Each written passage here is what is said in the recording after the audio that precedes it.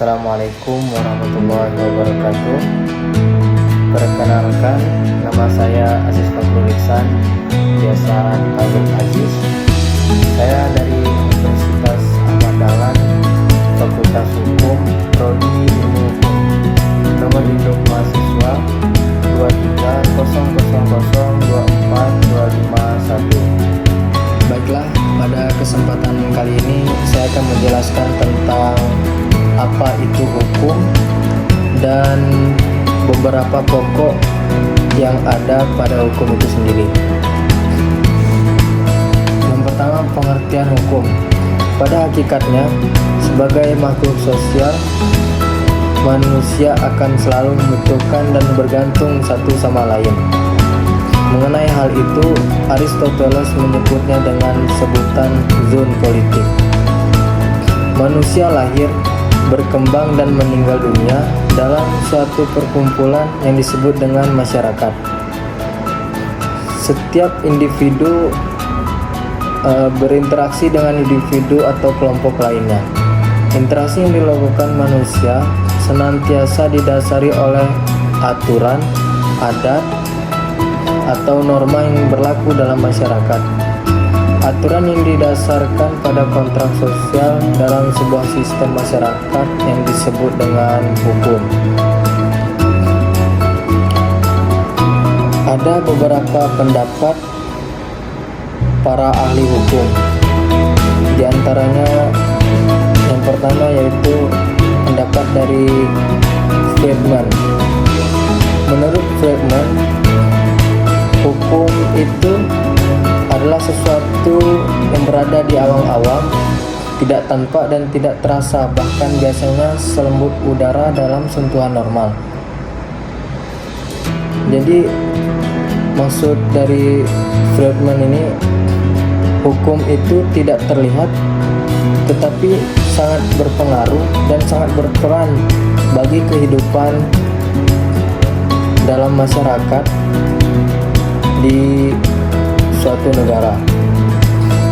Yang kedua yaitu menurut Hans Kelsen. Menurut Hans Kelsen, hukum adalah suatu perintah memaksa terhadap perilaku manusia. Hukum adalah norma primer yang menetapkan sanksi-sanksi. Jadi, menurut Hans Kelsen, hukum itu suatu kewajiban yang harus ditaati oleh setiap warga negara. Contohnya warga negara Indonesia. Warga negara Indonesia itu sendiri harus mentaati peraturan-peraturan yang ada di Indonesia, karena setiap aturan sudah memiliki sanksinya masing-masing. Baiklah, selanjutnya yaitu tentang fungsi hukum. Fungsi atau tujuan hukum sebenarnya sudah terkandung dalam batasan pengertian atau definisi hukum itu.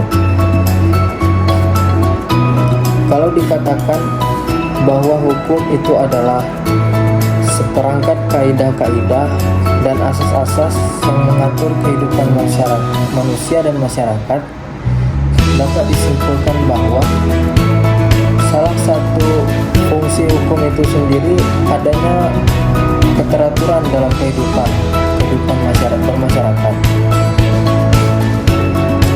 Secara umum, fungsi hukum dapat disimpulkan yaitu yang pertama,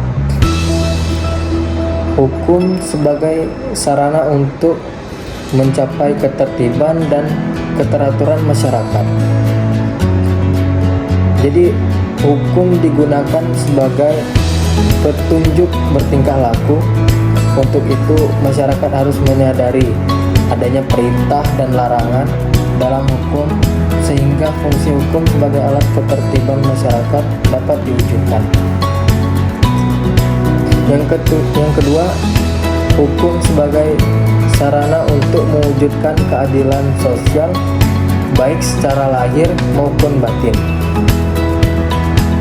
Hukum memiliki sifat mengikat, memaksa, dan dapat dipaksakan oleh alat negara yang memiliki kewenangan untuk itu, sehingga membuat orang tunduk agar tidak melakukan pelanggaran.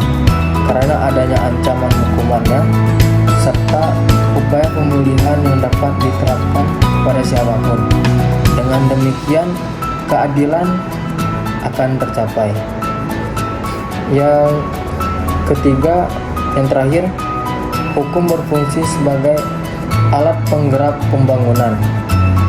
Karena hukum mempunyai daya mengikat dan memaksa sehingga dapat dimanfaatkan otoritas untuk mengarahkan masyarakat ke arah yang maju.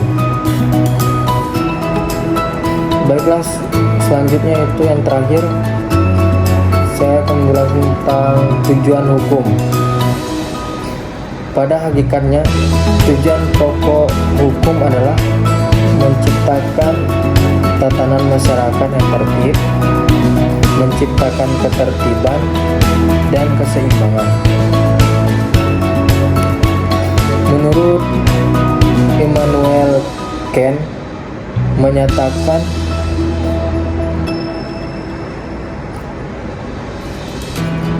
tujuan hukum adalah sebagai pelindung hak-hak asasi dan kebebasan warganya. Karena manusia makhluk berakal dan berkehendak bebas, negara bertugas menegakkan hak-hak dan kebebasan warganya. Kemakmuran dan kebahagiaan rakyat merupakan tujuan negara dan hukum. Adapun menurut pendapat lainnya, yaitu menurut Sudipno Mertokusumo, tujuan hukum adalah menciptakan tatanan masyarakat yang tertib, menciptakan ketertiban dan keseimbangan. Dengan tercapai ketertiban di dalam masyarakat, diharapkan kepentingan manusia akan terlindungi. Dalam mencapai tujuannya itu, hukum bertugas membagi hak dan kewajiban antar perorangan di dalam masyarakat, membagi wewenang dan mengatur cara memecahkan masalah hukum, serta memelihara kepastian hukum. Maka untuk mencapai tujuan hukum itu sendiri, hukum harus menawarkan sesuatu yang lebih daripada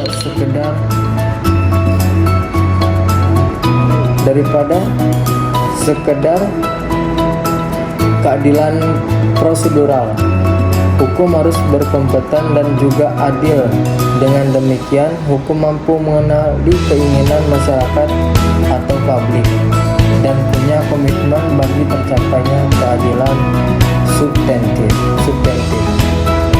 Mungkin pada kesempatan kali ini hanya ini yang dapat saya sampaikan. Semoga bermanfaat bagi kita semua. Saya akhiri, wabillahi taufiq wal hidayah. Wassalamualaikum warahmatullahi wabarakatuh.